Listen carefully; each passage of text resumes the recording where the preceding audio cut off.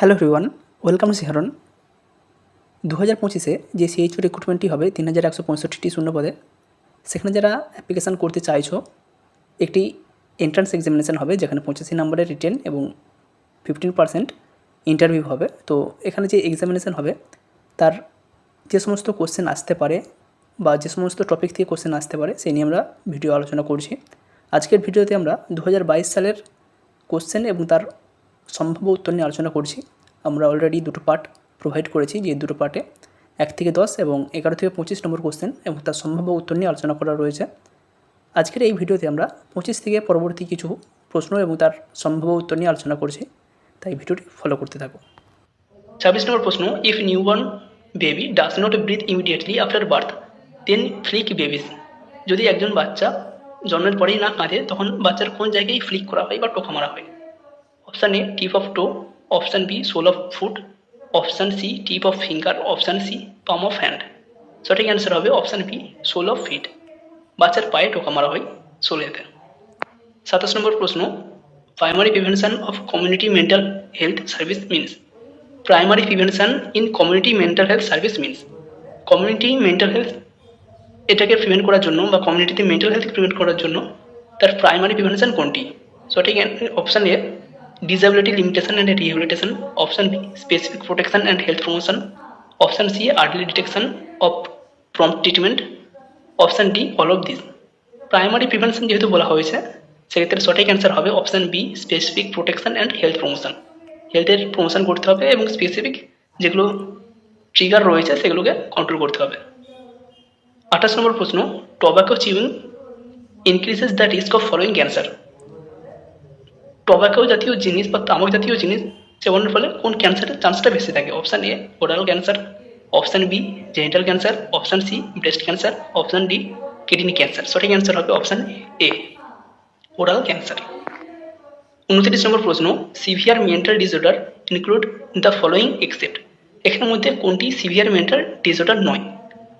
চারটে অপশান রয়েছে, তিনটি সিভিয়ার মেন্টাল ডিসঅর্ডার, একটি নয়, সেটি কোনটি? Option A schizophrenia, option B bipolar disorder, option C somatic disorder, option D severe depression. এখানে সঠিক অ্যান্সার হবে option C somatic disorder. Schizophrenia, bipolar এবং সিভিয়ার ডিপ্রেশন এগুলো মেন্টাল ডিসঅর্ডার এবং সোম্যাটিক ডিসঅর্ডার যেটি রয়েছে আমাদের যে সমস্ত ফিজিক্যাল সিমটমগুলো থাকে সেই related.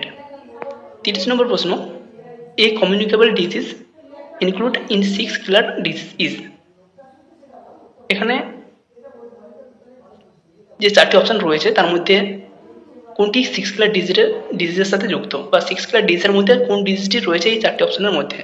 Option A chicken pox, option B typhoid, option C tuberculosis, option D hepatitis. সঠিক অ্যান্সার হবে অপশান সি টিউবারকিউলোসিস।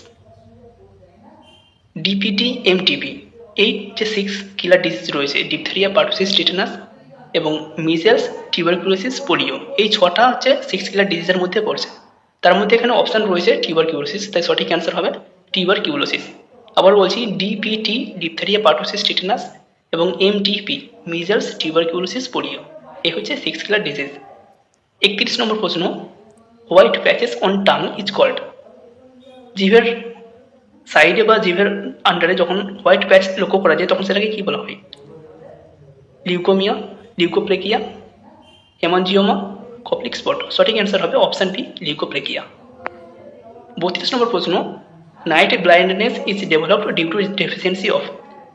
কোন ভিটামিনের ডেফিসিয়েন্সির ফলে নাইট ব্লাইন্ডনেস হয়? এটা আমরা ছোটোবেলা থেকে পড়েছি, সঠিক অ্যান্সার হবে option B vitamin A. 33 number প্রশ্ন, fertilisation usually takes place in. Fertilisation কোথায় সংঘটিত হয়? Option A fallopian tube, option B uterus, option C ovary, option D vagina. Fertilisation ঘটে থাকে অপশান এ ফ্যালোপিয়ান টিউবের মধ্যে। 36 নম্বর প্রশ্ন, the stage considered as toddler group is. কোন এজ গ্রুপটাকে টডলার বলা হয়?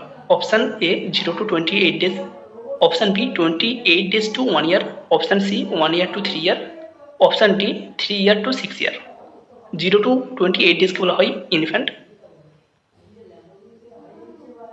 নিওনেট বলা হয়। 0 to 28 ডেজকে বলা হয় নিওনেট। এর মধ্যে আবার আর্লি নিওনেট এবং লেট নিওনেট থাকে। 0 to 7 ডেজকে বলা হয় আর্লি নিওনেট, 7 থেকে 28 ডেজ একে বলা হয় লেট নিওনেট। 28 ডেজ থেকে 1 ইয়ারকে বলা হয় ইনফ্যান্ট। 1 ইয়ার থেকে 3 ইয়ারকে বলা হয় টডলার এবং 3 ইয়ার থেকে 6 ইয়ারকে বলা হয় স্কুল গোয়িং চিলড্রেন। 35 নম্বর প্রশ্ন, true regarding complimentary feeding. Complimentary feeding সম্পর্কে কোনটি সত্যি? Option A safe and adequate, এটা কমপ্লিমেন্টারি ফিডিং, অর্থাৎ 6 মান্থের পর বাচ্চাকে যে ফিডিং দেওয়া হয় সেটাকে বলা হয় কমপ্লিমেন্টারি ফিডিং। 6 মান্থ পর্যন্ত বাচ্চা শুধুমাত্র মায়ের ব্রেস্ট মিল্ক খায়, এরপর শুধু ব্রেস্ট মিল্ক নয়, এর সাথে আরও কিছু অ্যাডিশনাল খাবার যোগ করা হয়, তো সেই খাবারটাকে বলা হয় কমপ্লিমেন্টারি ফিডিং। এবার সেই সম্পর্কে কোনগুলি সত্যি? Option A safe and adequate, option B homemade, option C timely, option D all of this. সঠিক অ্যান্সার হবে অল অফ দিস, কারণ যে কমপ্লিমেন্টারি ফিডিং খাওয়ানো হয় সেটা সম্পূর্ণ সেফ এবং বাচ্চার জন্য অ্যাডিকুয়েট। হোমমেড, এটা বাড়িতে প্রস্তুত করা যায়। টাইমলি, বাচ্চা যখন খিদে পায় তখন সার্ভ করা যায়, তাই সঠিক অ্যান্সার হবে option D all of this. 36 নম্বর প্রশ্ন, in pregnancy daily requirement of folic acid.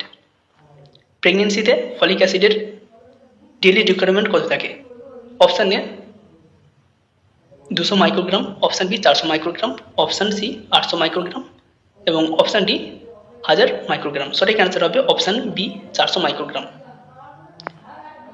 37 নম্বর প্রশ্ন, national deworming day. National deworming day কোনটি?